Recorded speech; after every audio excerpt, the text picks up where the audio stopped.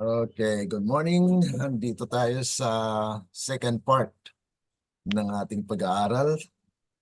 Ngayon ay bago tayo tutungo sa ating pag-aaral ngayong umaga, ay manalangin muna tayo. Okay, Okay. so tayo maniklod sa ating panalangin.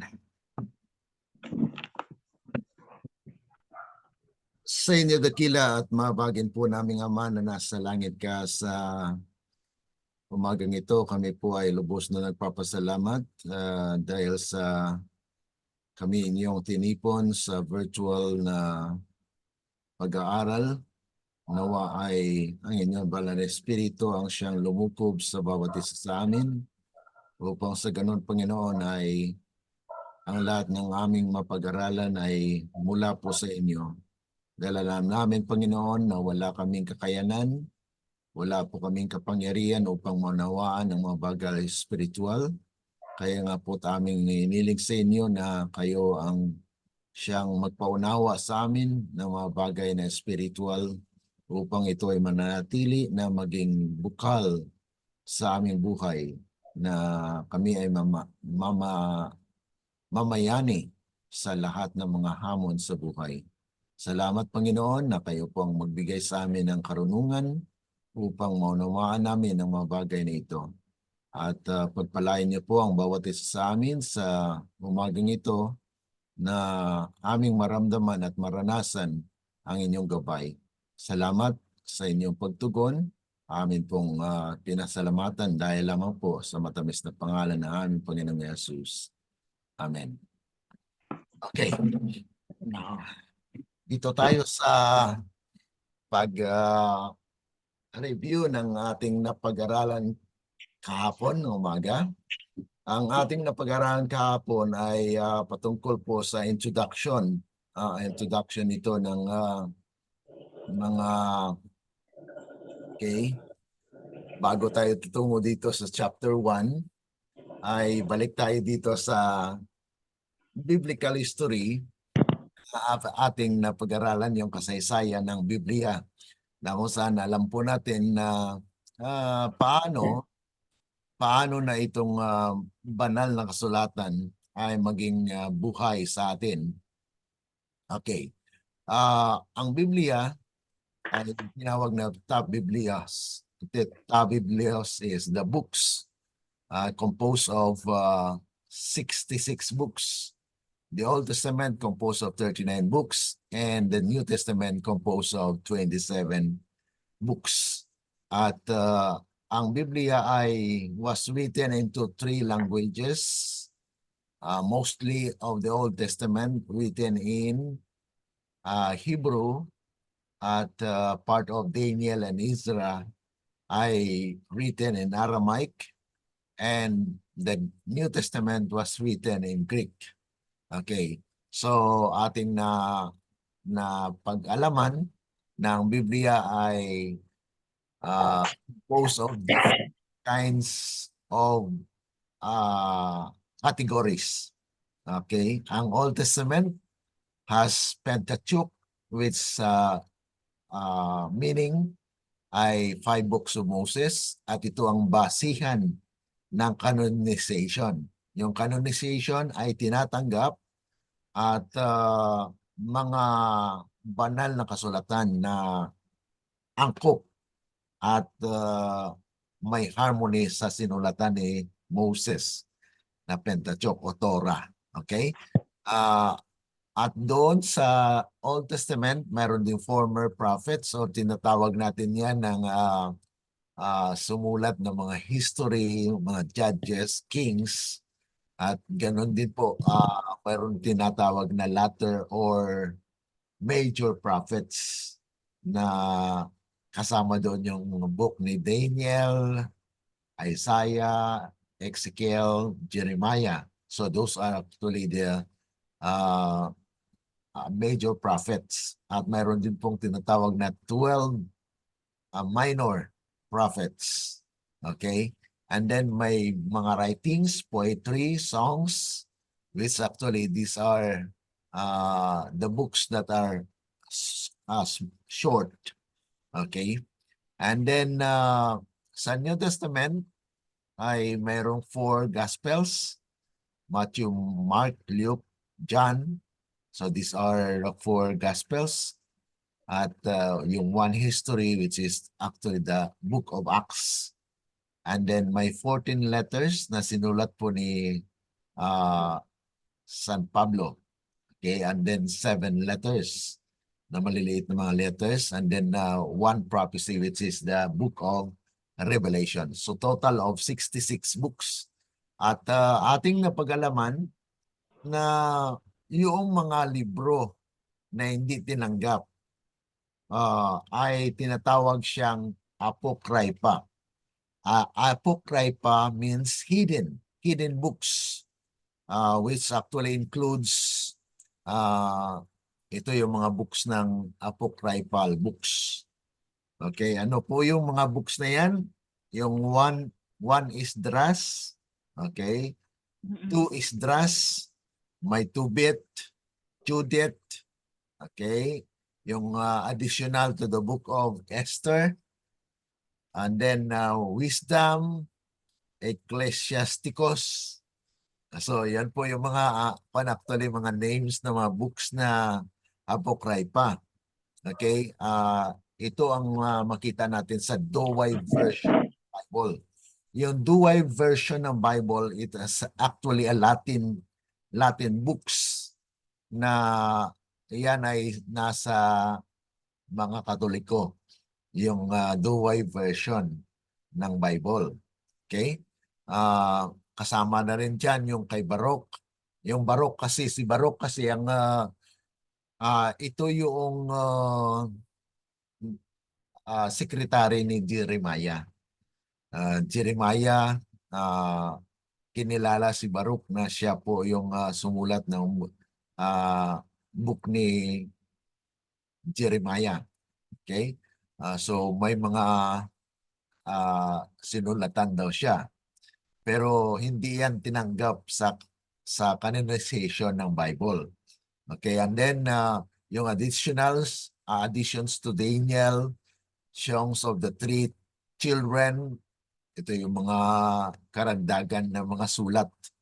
And then Story of Susanna, The Idol Bell and the Dragon, Prayer of Manasseh, at saka yung una at saka pangalawang Maccabees. Okay. O, nawala si Kwan? Hello? Okay. Hello, nawala ka? Sister Veronica? Hello?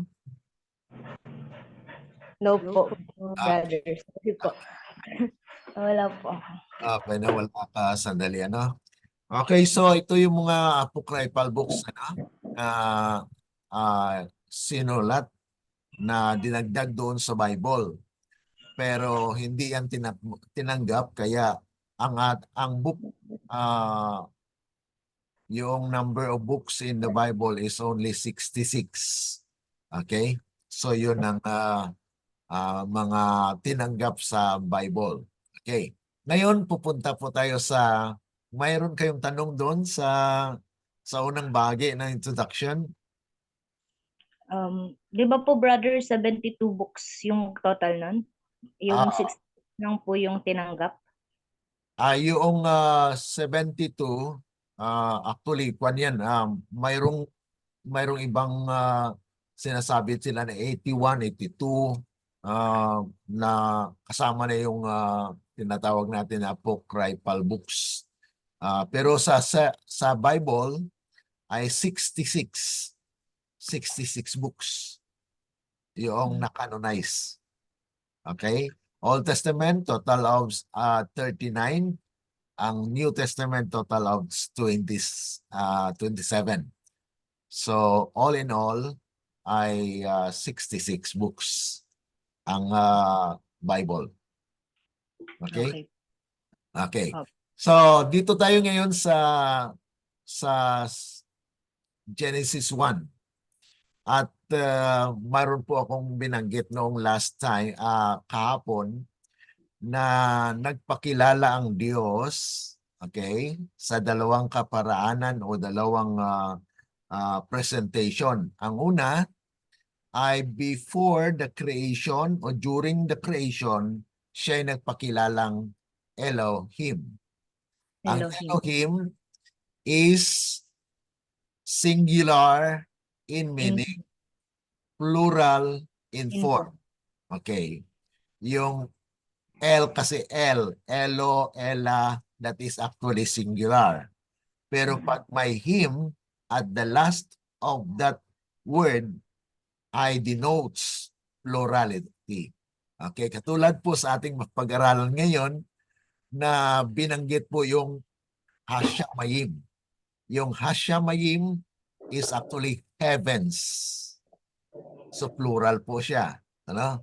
Hashamayim. Yung Hashamayim ay heavens. So ating makuan yan mamaya, no? Pero binabalikan natin yung kahapon na yung Elohim ay presentation of God before and during the creation. Na sinabi niya doon na let us make man in our image. At doon sa verse 1 ng Genesis, ang ginamit na word dyan sa Hebrew ay Elohim. Yung Elohim ay nagpapakilala siya na hindi siya nag-iisa, kundi mayroon siyang kasama during that time. Na bago pa man nilalang ng Diyos ang tao, ay siya na ang Elohim. Okay. At ating pinatunayan yan na kung saan ay sa ikalawang presentasyon ng pagka-Diyos o Godhead ay nagpakilala siya kay Moses sa Exodus chapter 3 verse 14 na nung nagtanong si Moses, paano ko po kayo ipakilala sa Israelites? Kaya sinabi ng Diyos na ako nga. So doon sa kanyang presentasyon na yan ay ating binanggit na naging anak siya ng Diyos, itong Yahweh. Yung Yahweh ay nagpakilala na ito siya ang Diyos anak. Diyos anak, ano?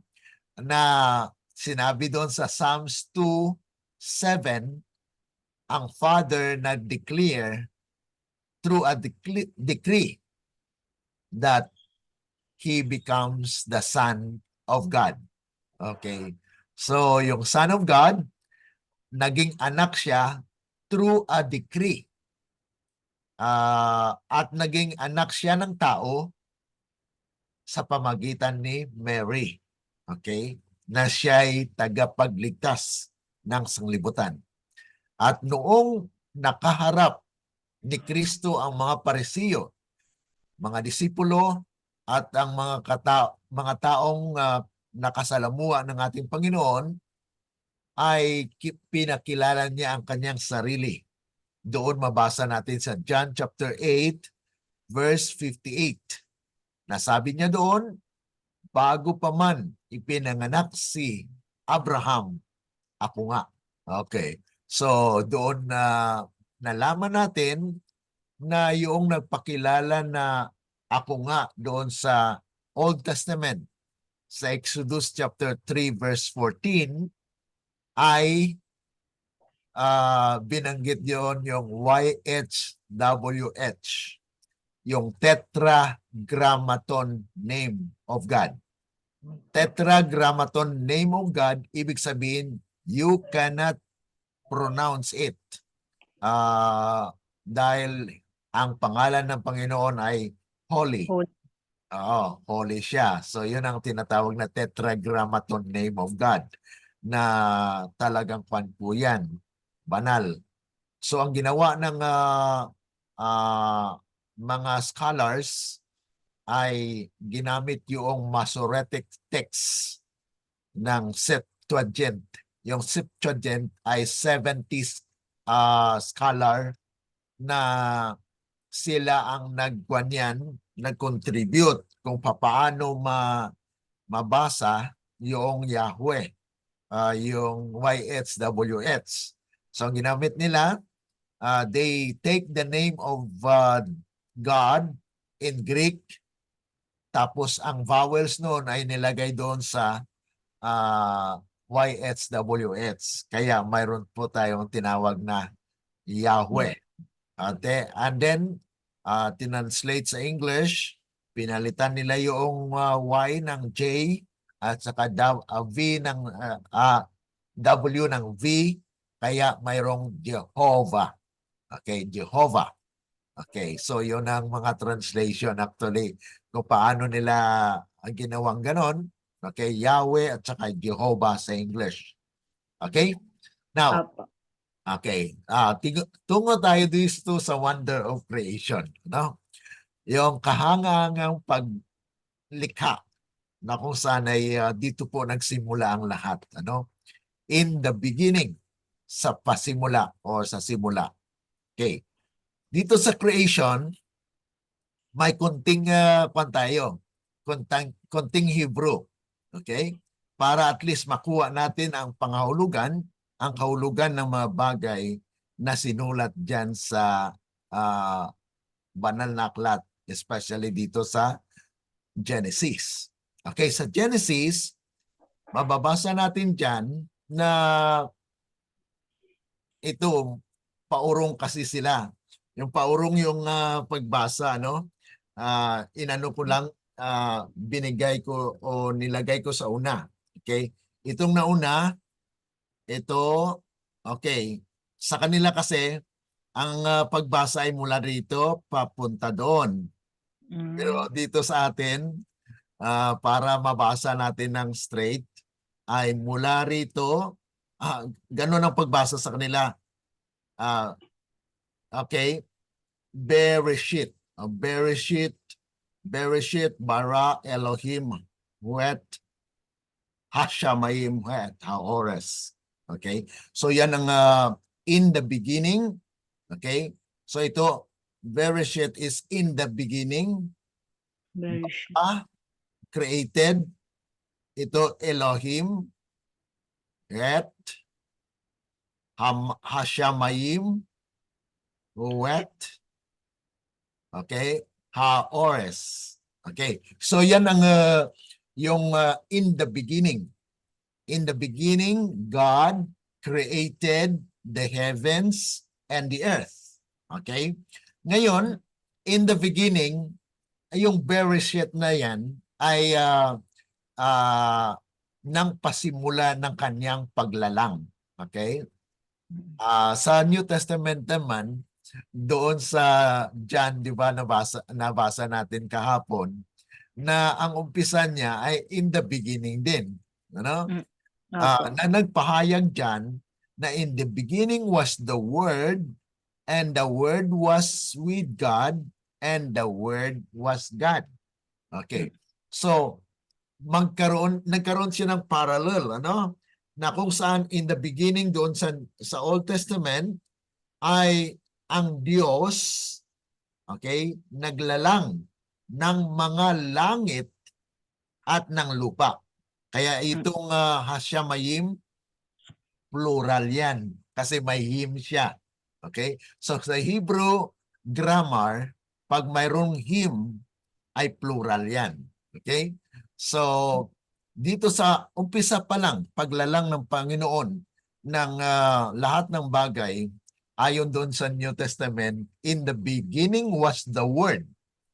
Ibig sabihin, existed before the creation. Okay? Mayroon nang nag-exist na from the eternity existed. So, itong pagpapakilala sa New Testament na sinulatan kasi si John the Beloved, is actually closed to Jesus. Okay? Kaya talagang siya yung nagsulat nito na in the beginning God, okay? In the beginning was the Word, and the Word was with God, and the Word was God. At kung wala itong Word na ito, walang kahit anumang bagay ang nalikha. Okay? So, sa pamagitan niya, ang lahat ng mga bagay ay nalikha. So, sino yan? At atin pong napag-alaman sa verse 14 ng John, okay? John chapter 1 verse 14, na ang salita ay naging laman. Ah. So, sino ang salita na ito naging laman? Ito Si po si Kristo. Kristo. Okay? So, walang iba. So, dito natin mapatunayan na si Kristo'y Diyos. Bago pa man siya ipinanganak, siya na nga. Kaya sinabi doon. Kaya mayroon tayong background doon sa pagpakilala niya na siya yung Yahweh o Jehovah. Okay? So, okay. So dito sa creation, God, nagpakilala siya. It is singular but plural in form. Kaya tayo naniniwala sa Godhead or Trinity. Yung Trinity ng Katoliko ay iba sa Katoliko sa Adventist na pagkilala. Okay?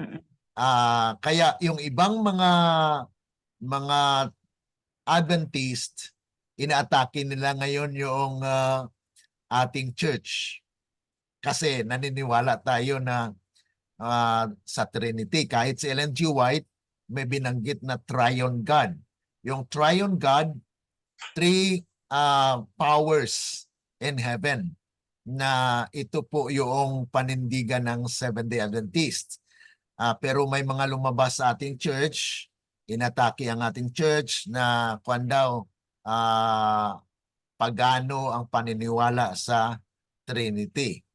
Pero si Ellen G. White gumamit po ng salita na Triune God or three powers, heavenly powers, na ito ay pagpapakilala na mayroong tatlong persona sa isang Diyos. Isang Diyos may tatlong persona, Father, Son, and Holy Spirit. So yan po ang ating paniniwala dyan. Okay, ngayon yung created, ito yung bara, that is actually a process na kung saan ay in every day ng paglalang ng Diyos ay ano po ang ginamit niya? Sabi niya lang, let us or let there be. So it is a process of creating. Ito yung tinatawag natin na from nothing, kundi sa pamagitan lamang ng salita ng Diyos.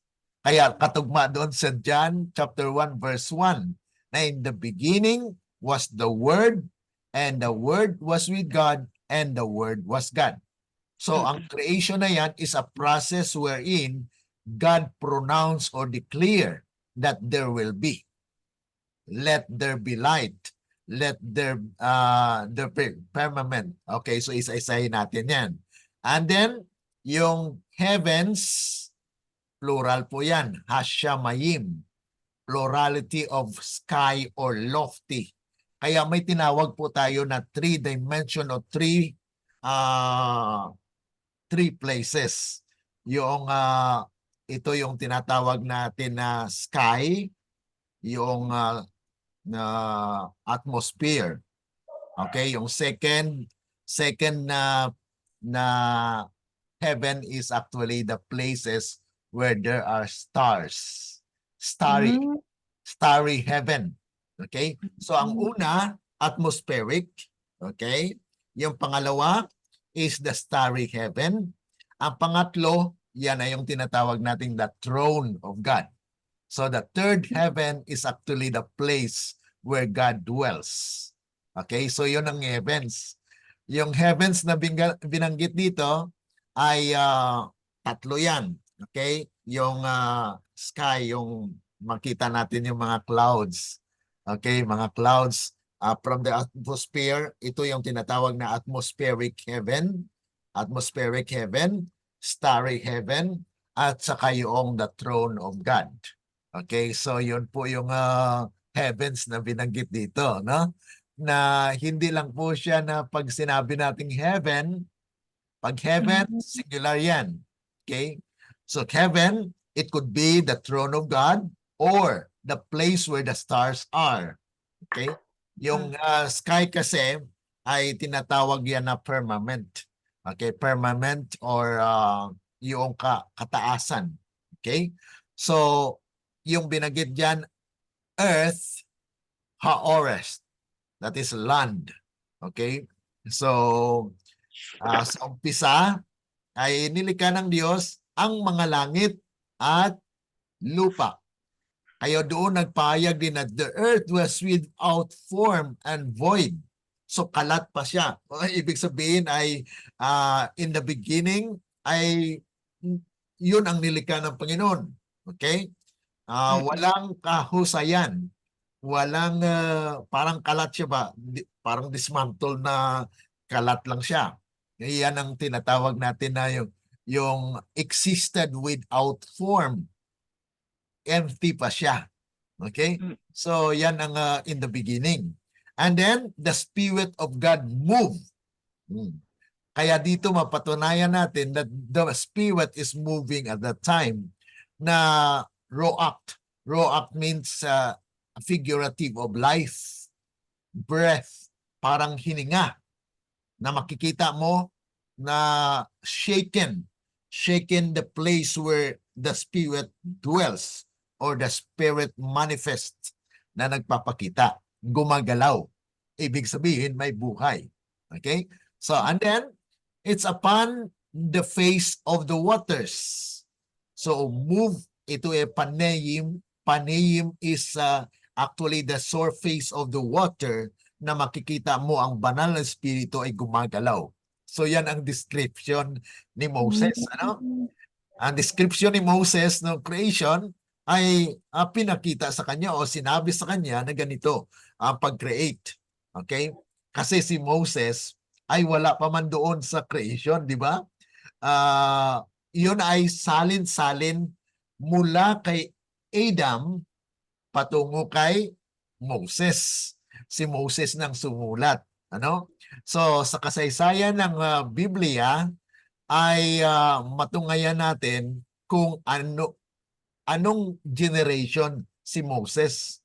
Di ba mapag-aralan natin yan na nag-umpisa tayo doon sa chapter 9 ng Genesis. Pero balikan natin konti. Ano? So malalaman natin kung anong henerasyon na si Moses. At siya pala yung sumulat ng history ng creation. Okay? Okay. So at least may background tayo dito sa creation.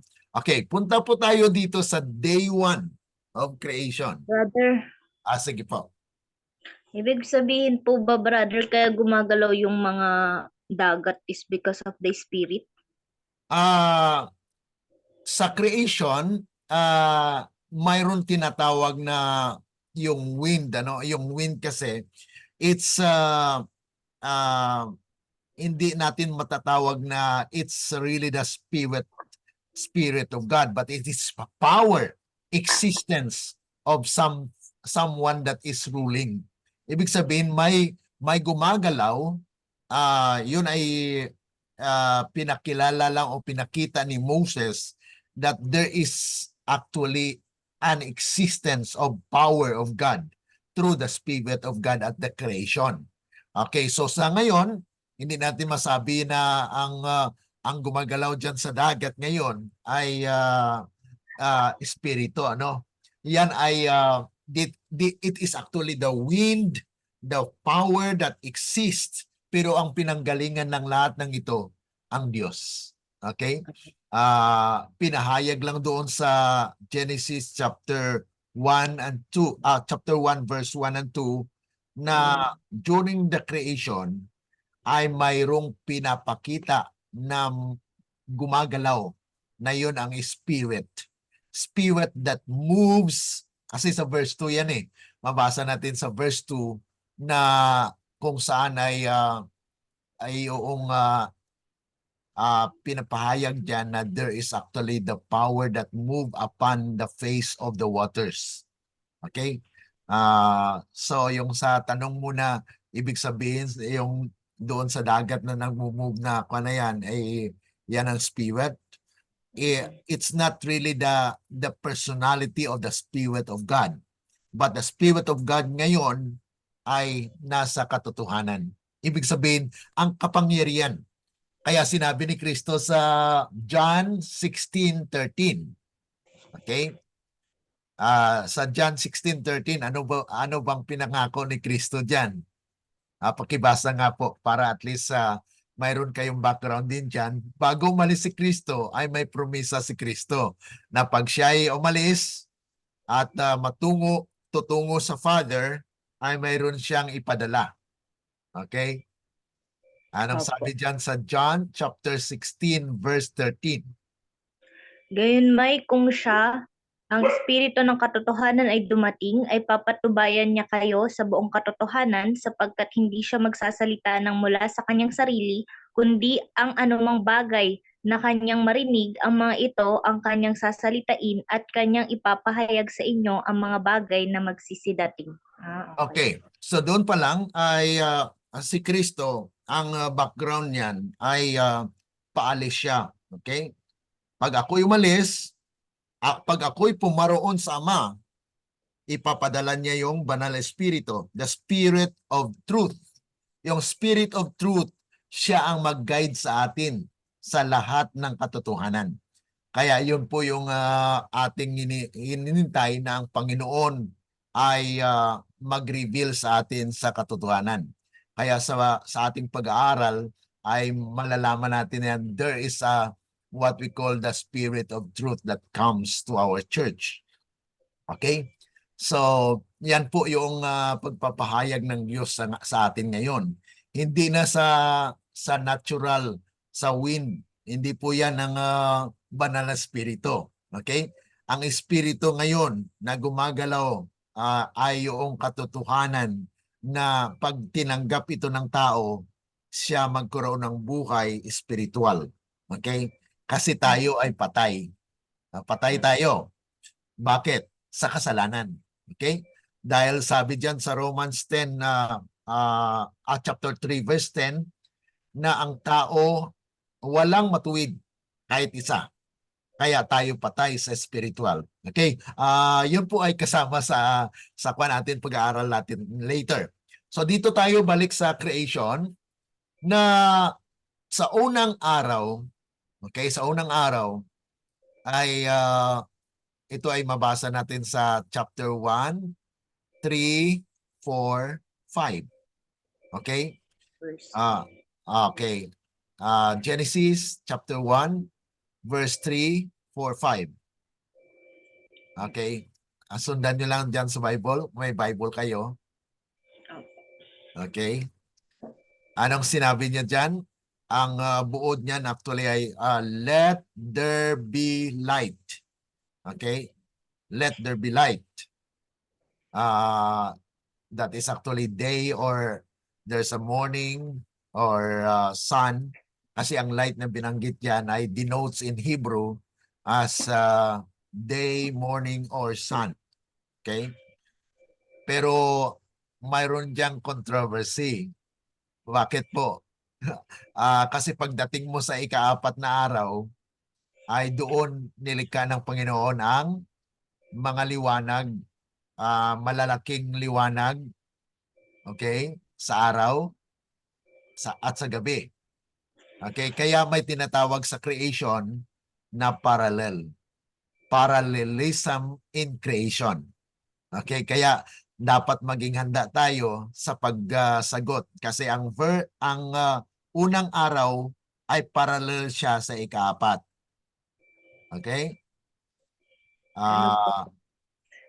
Ang pangalawa ay parallel siya sa ika-5. Ang pangatlong araw ay parallel siya sa ika-6. Paano? Paano nangyari yon? Okay. Dito, ang verses 3, 4, 5 ay sinabi ng Panginoon dyan na let there be light. May liwanag. Okay, kapawa or tinatawag natin ito na sun. Okay? Yan ang unang araw. Okay? Ang pangalawang araw, let there be a firmament. Ang firmament ay places na kung saan ay may water, kaya may clouds. Okay? Yung clouds ay nagbubuo yan ng tubig. It is a condensed water na kung saan ay pag bumigat na yan, okay, pag bumigat na siya, kaya magkaroon ng itim, medyo maitim na siya, mahulog na yan. Okay, so yan ang pag ulan na, mag-uulan na siya. So yan ang firmament, no? Na iniwalay ng Panginoon yung tubig sa itaas at tubig sa ibaba. Okay? So kahit beneath the earth may tubig. Kaya kung magdig tayo sa pababa, may tubig doon sa ilalim. Okay? So yan ang iniwalay ng Panginoon, may tubig sa taas, may tubig sa baba. Okay? So yun ang divide the waters up and down. So mayroong tubig doon sa taas, may tubig sa baba. Pero kwan pa yan, in the second day ay hindi pa siya hiwalay, hindi pa siya buo. Okay? Dahil sa pangatlong araw, nandun na yung let the waters under heaven gathered together. So naging sea na siya. Iniwalay ng Panginoon sa ikatlong araw yung earth, ay yung lupa, iniwalay niya yan. Kaya may pulo, okay? Yeah. Pero at that time actually ng creation ay hindi pa natin nalaman na ang mga pulo ay nagkakaiwalay-walay na. Sa creation ay hiniwalay lang ng Panginoon ang lupa at ang dagat. Okay? Walang demonstration o walang pagpapahayag na may mga pulo. Okay? Nagkaroon lamang ng mga pulo after the flood. Okay? Ano po ba, brother, bundok? Oo, yung mga bundok. Yan, mga bundok, mga lupain, mga plains ay wala pa yan actually sa creation. Sa creation, ang malalaman natin na mayroon lang paghiwalay ng Panginoon ng lupa, okay? Lupa at dagat. Yan ang pangatlong araw, no? At tumubo na yung mga pananim. So sa pangatlong araw, sa verses 9 to 13, let the waters under heaven gathered together, and that is called sea. And let the earth bring forth grass, herb, seed, and fruit trees. So yan ang mga nilikha ng Panginoon actually sa unang tatlong araw. Okay, itong unang tatlong araw ay pag-prepare sa pang-apat hanggang pang-anim. Dahil itong pang-apat hanggang pang-anim ay magpupuno, ibig sabihin magbigay ng kulay. Okay? Dahil doon sa unang araw, liwanag lang siya. Pero sa ikaapat na araw, talagang specified na mayroong araw, mayroong bituin, mayroong buwan. Hiniwalay ng Panginoon, okay, yung araw para sa tinawag niyang day. Okay? Na mag-rules during the day. Ang panggabi naman, mayroong moon. Okay? At mayroong stars. Okay, so yun ang yung mga smaller light at night. Yan ang actually description dito sa verses 9 to 13. Any question there? Mayroon kayong question? Wala po. Okay. So, sa pang-apat na araw, ito ay parallel doon sa panguna. Napansin nyo? Na itong panguna, let there be light. Oh, bakit sa pang-apat na araw nilikha pa yung lights? Okay? Kaya may question dito na anong liwanag? Anong liwanag ang nag-exist during the first day? kung ang araw ay nilikha sa ika-4 na araw. Mm-mm. Di ba? Napansin nyo? Na anong liwanag yon? Some theologians or some scholars said that it is the glory of God. But we know that the one that rules the day, 24 hours, di ba? May 24 hours tayo. Opo. Actually, hati yan. Ang 12 hours ay para sa tinatawag nating day. At yung 12 hours ay para sa night, gabi, dilim. So liwanag at dilim lang yan. Sa umpisa kasi, dito sa day 1, ay iniwalay lang ng Panginoon yung day at saka night. Okay? Mm-mm. Let there be light. So nagkaroon ng light. So nagkagabi, and there was evening and morning. Kaya ang pag-count natin ng isang araw ay paglubog. Paglubog ng araw ay that is another day. So ibig sabihin, ngayong umaga ay kuwan na ito. Friday, di ba? Friday. Friday po. Pag sunset mamaya ay counted na yan ng Saturday. Mm-mm. So ibig sabihin, paglubog ng araw mamaya ay Saturday na yan. Mm-mm. Okay? Saturday na yan. Pero ang ginawa ng kaaway ni Satan during the Dark Ages ay binago yan. Kaya may prophecy sa Daniel chapter 7 verse 25. Yung Daniel chapter 7 verse 25 ay binago yan. Ang pag-count ng araw ay midnight. Okay, napansin nyo? So sa creation, kung ating alam ang history, biblical history, ang pag-count ng mga araw ay sunset to sunset. Okay?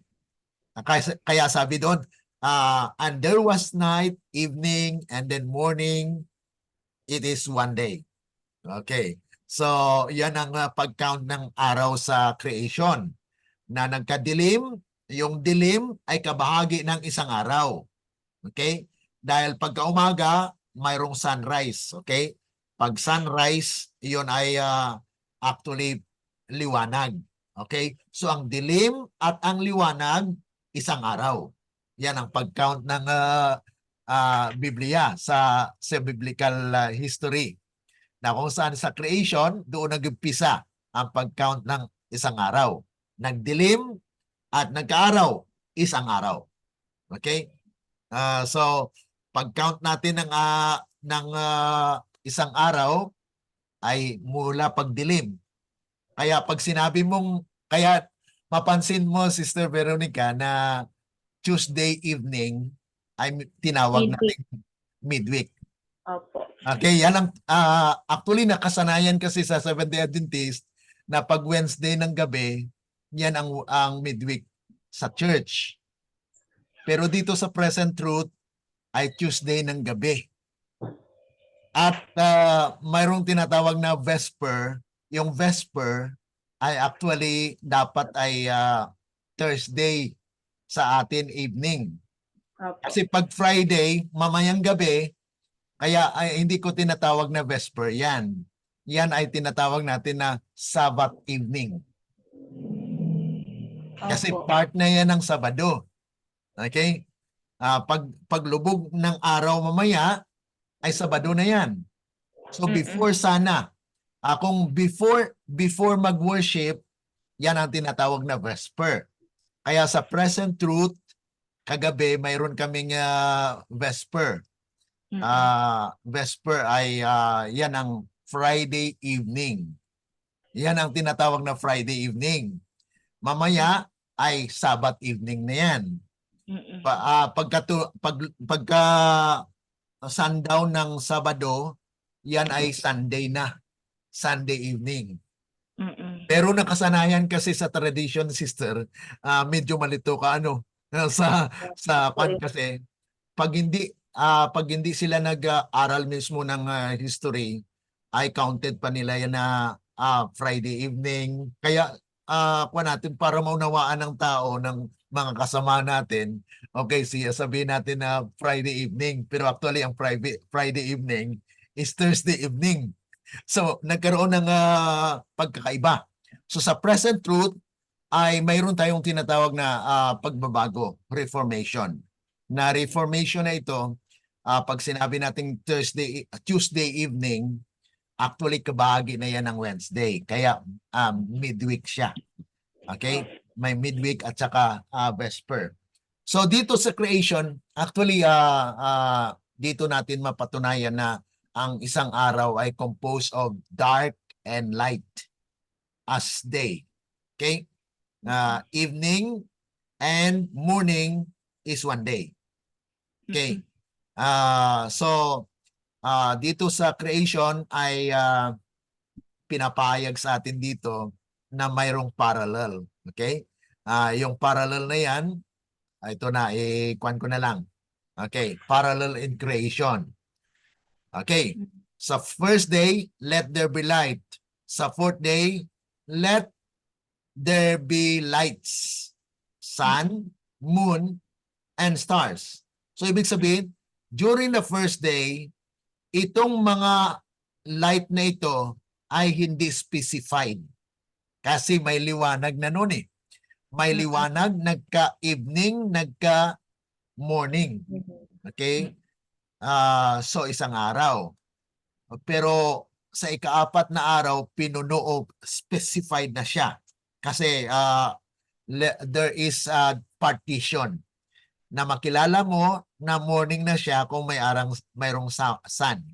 Pag evening, mayroong stars and moon. Okay. So yan ang parallel dito sa creation. Ano? And then sa second day, let there be a firmament.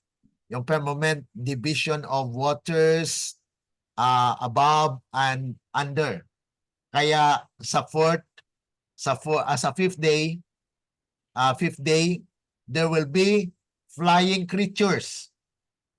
Parang pinuno na niya yung nilagyan niya ng kwan ba? Di ba bago ka magtayo ng bahay, may scaffolding. May scaffolding yung para maporma yung bahay. So, ang ginawa ng Panginoon sa second day, nandiyan na yung kahawaan. Okay, kahawaan tapos yung mga tubig. Okay, tubig sa taas, may tubig sa baba.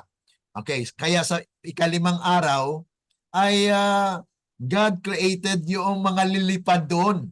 Lilipad doon sa firmament, lilipad doon sa panayan, ay may mga flying objects na siya o flying creatures.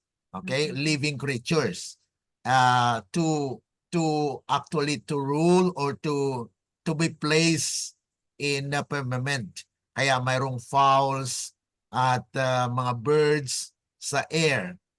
Doon na naman sa baba, sa water down, ay nilagyan na ng Panginoon ng whales, mga fish. Yun ang panglimang araw. Okay, so madaling alalahanin na yung sa unang araw may liwanag, tapos ikapat na araw ito yung sun, moon, and stars. Sa ikalawang araw, firmament, mayroong water sa taas, mayroong water sa baba. So, sa ikalimang araw, pinuno yun. May mga lilipad na sa kawaan, tapos mayroon ng mga fishes na lalangoy doon sa tubig. Okay, so yun ang panglima. So sa tatlong araw, ito na yung nagkaroon na ng talagang iniwalay ng Panginoon yung sea. Ang kalipunan ng mga tubig ay tinawag niyang dagat. Okay? At saka yung lupa ay magkakaroon na ng mga vegetation. So nagkaroon ng mga kahoy, ng mga herbs. Okay. So yan ang pangatlong araw. So let the earth bring forth grass, herbs yielding seeds, and then fruit trees yielding seeds. Kaya ito na yung sa pang-anim, sino ang mag-rule niyan? Okay? So ang kakain niyan, ibig sabihin, may mga living creatures na. Sila ang kakain nito. Ibig sabihin, they are actually prepared Kaya dito yung pagpapahayag ng Panginoon ng kanyang pagmamahal, ano? Inihanda niya ang lahat bago pa man nilikha ang mga bagay. Katulad dito sa pang-anim na araw, dito na nilikha ng Panginoon yung mga animals. Okay? Kaya sa mga scientists ay kinonsider nila na yung human being is animal kingdom. Okay? Pero ang human kasi is actually the crowning act of creation, na siya ang magro-rule sa mga animals. Okay? Sa mga animal kingdom na inaalam natin sa science. Okay, so sa ika-anim na araw, let the earth bring forth living creatures, animals, and anong ginawa ng Panginoon? Yun na po Amen. yung pag-form niyan, na-shape niya yung tao. Okay? Human being. At actually, yan ay lalong pinaliwanag sa chapter 2. So sa chapter 2, atin ang pag-aralan yan kung ano ang binubuo ng tao. Ano ang kabuuan ng pagkatao. Okay? So yan ang mapag-aralan natin sa chapter 2. Okay? Sa 7th day, ito na yung pang-7th, ay nagpahinga ang Panginoon, He rested, blessed, and hallowed the Sabbath day, sanctified it. So ito po yung sa chapter 1. Doon sa verse 30, okay? Actually, after po ng creation, okay? Dito sa verses 26 to 27, let us make man in our image. Okay, ito na po yung ang image na binanggit dito ay chilem. Yung chilem, resemblance of God. Ibig sabihin yung mayroon siyang tinatawag na cognitive part of humanity. Mayroong isip. Yun ang resemblant ng Panginoon na binigyan tayo ng isip. Okay? So image. Yung likeness, that is actually demoth.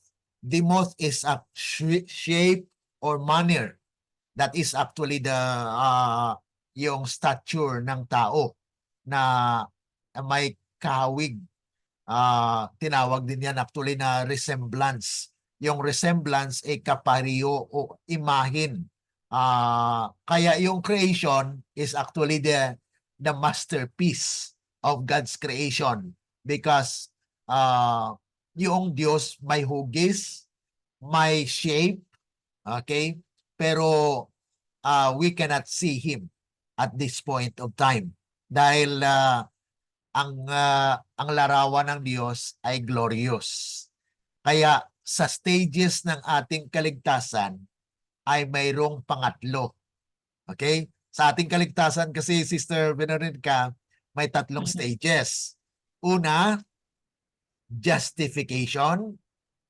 Okay, yung justification, ang kanyang katwiran ay imputed. Imputed, ibig sabihin binigay na libre. That is the manifestation of grace.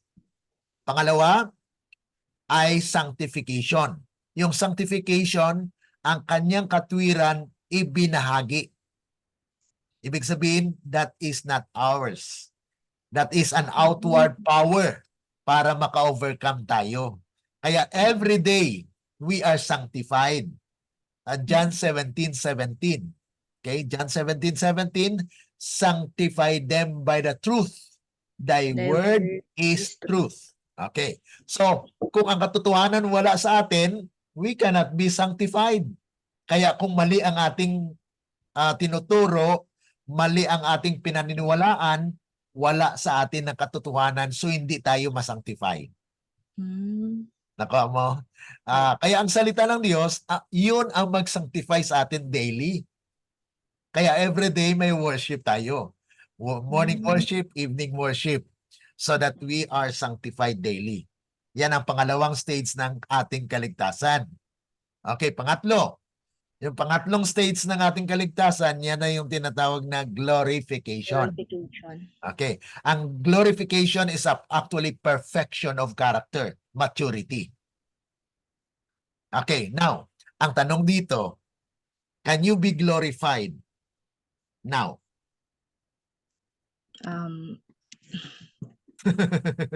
Ongoing. Okay. Ang sagot dyan, okay, mayroong hangganan ang ating buhay, di ba? Pag Opo. mamatay tayo, can we be considered glorified? Sa body natin, no. We cannot consider that we are glorified. But when we be resurrected, kung ma-resurrect ka na, yun ang glorified body mo. Pero in the stage of your salvation, you are glorifying God by your life. Kaya sa three angels message, give glory and honor. Okay, ibig sabihin, at this point of time, we can glorify God, but not of our own selves. Parang kwan siya, no? Contradicting siya, no? Opo. Dahil Parang hindi natin maangkin yan dahil tayo makasalanan. Ang mag-glorify sa ating buhay kung ang Espiritu ng Diyos manahan sa atin. So, inaangkin natin yan by faith. Kaya yung basihan, yung kondisyon ng ating kaligtasan ay pinagkaloob ng Diyos sa pamagitan ng pananampalataya. Okay, kaya malalim yan.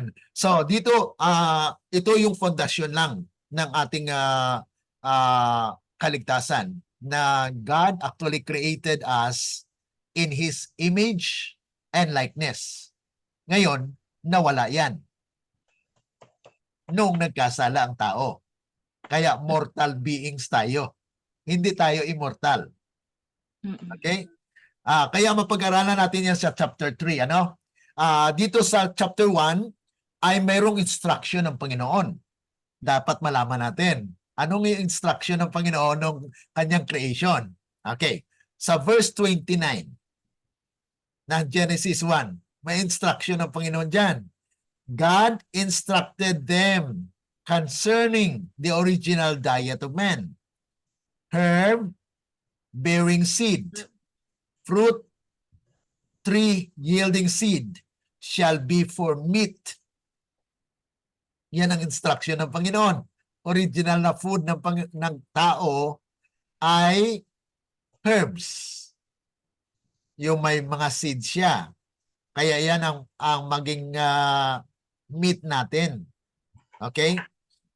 At yung sa verse 30, sa mga animals ay yung damo. God given to every beast of the earth and to every fowl of the earth every green herb for meat.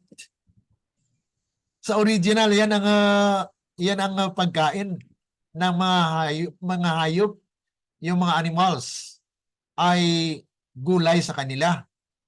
Ang tanong ngayon, bakit kumakain tayo ng gulay?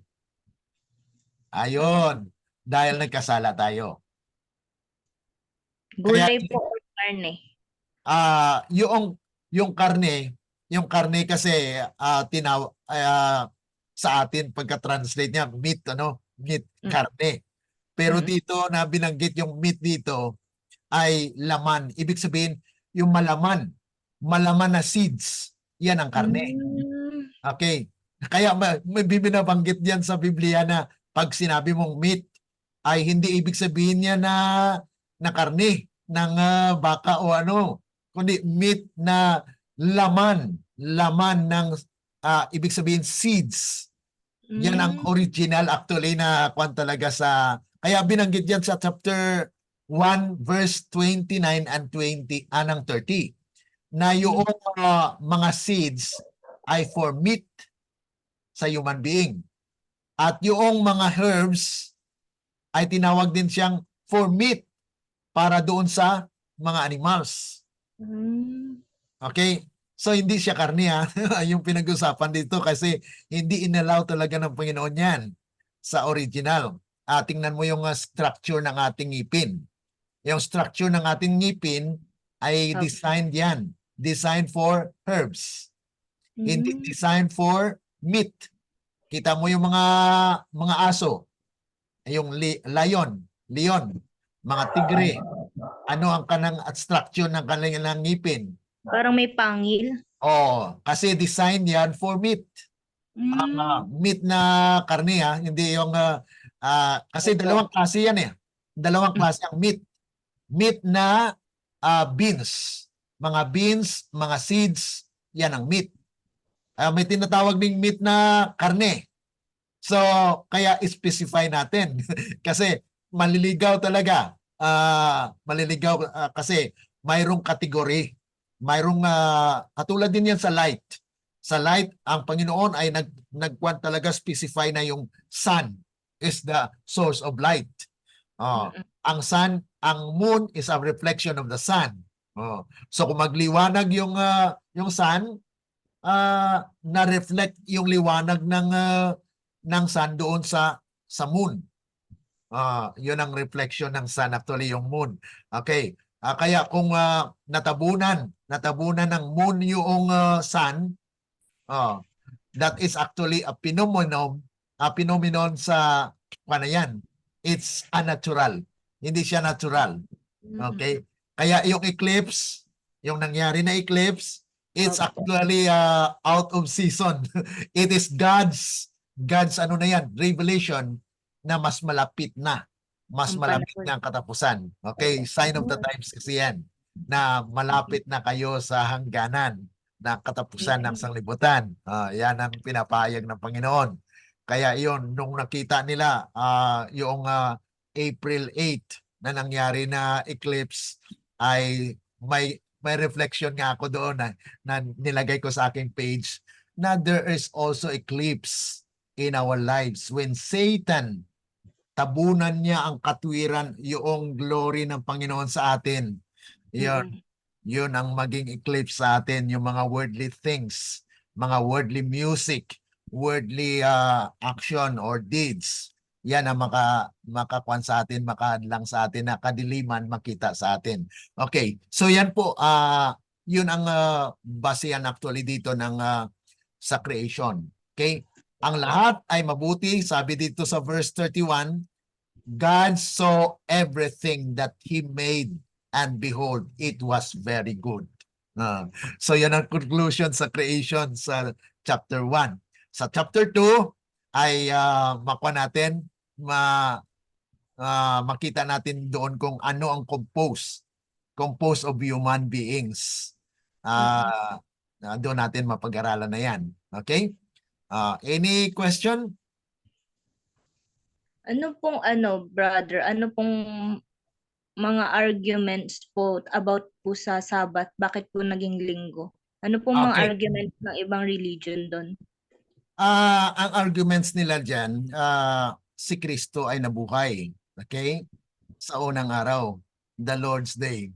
Kaya sa halip na sambahin nila yung the day of creation, yung pang-seventh, ay they praise the Lord because it's the resurrection of Christ.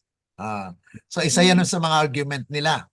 At saka sa Bible ay walang nasulat talaga na i-sanctified yung Sunday it is actually the power the church.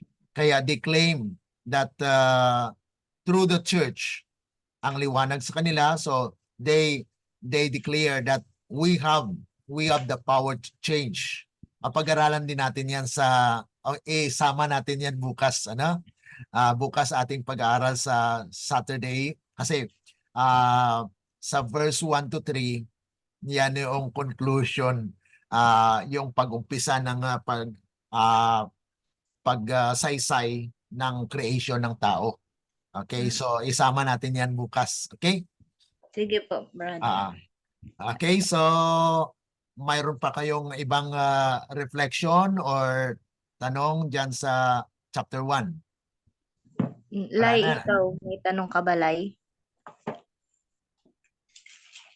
Wala. Okay, clear naman Clear Opo. na presentation. Yes po. Pwede nyo ito ma-review kasi naka-record ito sa YouTube. May playlist tayo dito na ang lahat ng mga napag-aralan natin sa Book of Genesis ay ilagay natin yan sa YouTube playlist na ma-review ninyo yan kahit tumanda man tayo dito, ano, nandyan pa rin yan sa YouTube, okay? So at least you can review and you can also share to others. Ang may link lang ang maka-open ito. Hindi siya public na talagang panano. Ang may link lang ang maka-open nito. So kung sino ang na-sharean nyo ng link, yun lang ang makapanood. Yung mga taong gustong manood nito ay hindi sila makapanood kung walang link. Opo. Kaya if you want to share it, then you can share it na yun ay makakuan din sila, maka-view or maka-review nitong ating pag-aaral.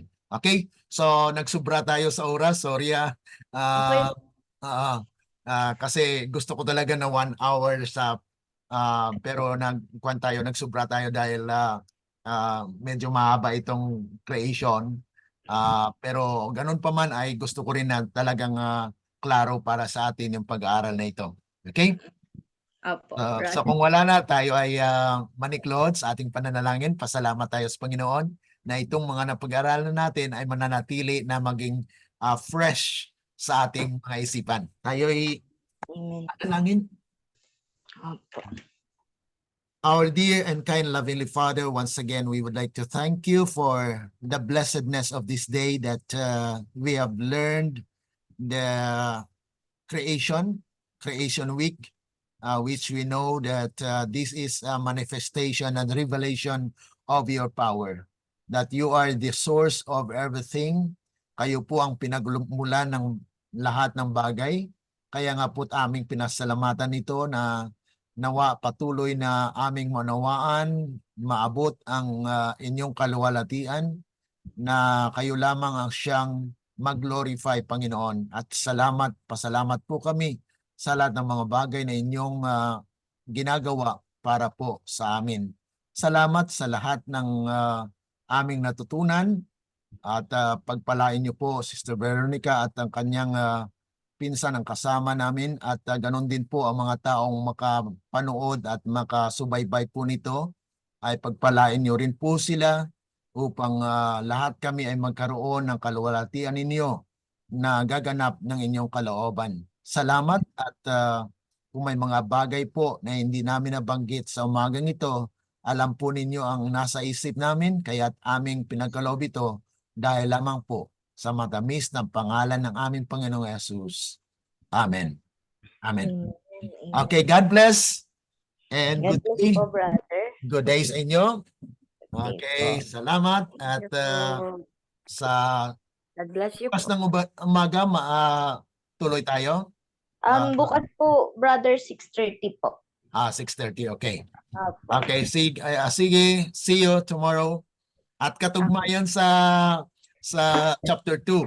Chapter 2, 1 to 3, it's actually medyo kanyan, isang topiko rin yan eh.